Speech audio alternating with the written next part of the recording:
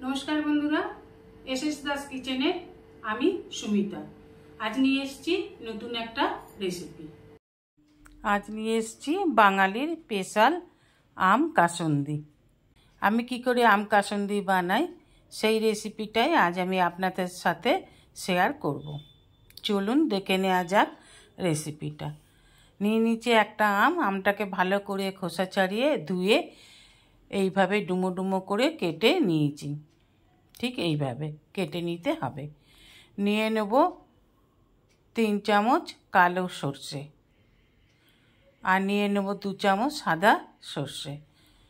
250 গ্রাম আমের জন্য এটাই ঠিক। সরষেটা বুঝে নিতে হবে, না হলে তিতা হয়ে যাবে। এবার একটু জল দিয়ে ভিজিয়ে রাখবো। তারপরে ভিজে গেলে একটু ভালো করে ধুয়ে নেব, দিয়ে জলটা থেকে ছেঁকে নিয়ে নেব। নিয়ে আর একটু জল দিয়ে ভিজিয়ে রাখবো।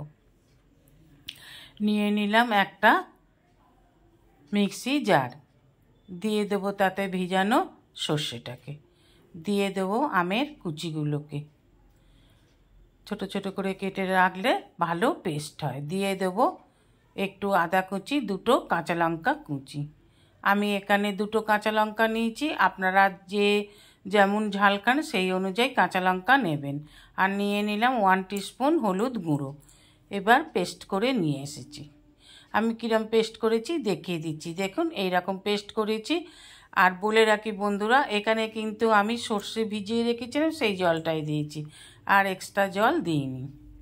ওভেনে কড়া বসিয়ে দিয়ে দেব কফি কাপের 1 কাপ জল, দিয়ে দেব পরিমাণ মতন লবণ। এখানে আমি 2 টিস্পুন লবণ দিলাম।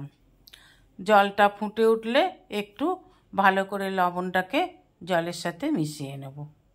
দিয়ে দেব আম আর সর্ষে একসাথে যে পেস্ট করে রেখেছিলাম সেই পেস্টটা। মিক্সির জারটাকে ধুয়ে একটু জলও দিয়ে দেব। এবার ভালোভাবে পেস্টটাকে জলের সাথে মিশিয়ে নিতে হবে। দিয়ে দেব 50 গ্রামের মতন চিনি। চিনিটাও আপনারা আপনাদের পছন্দ মতন দেবেন। খুব মিষ্টি হয়ে গেলে কাসুন্দি ভালো লাগে না, তাই আমি 50 গ্রামের মতন চিনি দিলাম। আর এই হলুদ বাটিরই 1 বাটি সর্ষের তেল দিলাম। সর্ষের তেলটাকে এবার খুব ভালোভাবে মিশিয়ে নিতে হবে।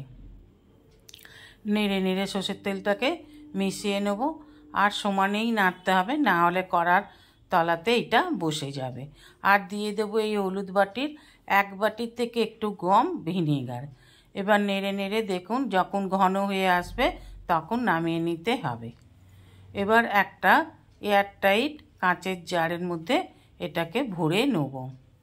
আমি এখানে মধুর 500 গ্রাম শিশি নিয়েছি।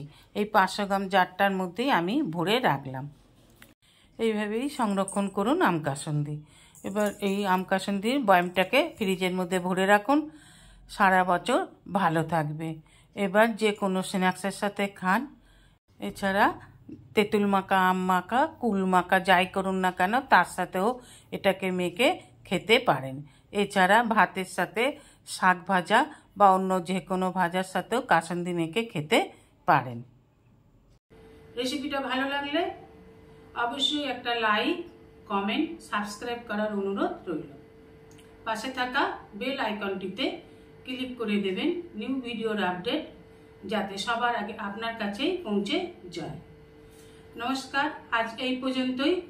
আবার দেখা হবে নতুন একটা রেসিপির সাথে নতুন একটা দিনে।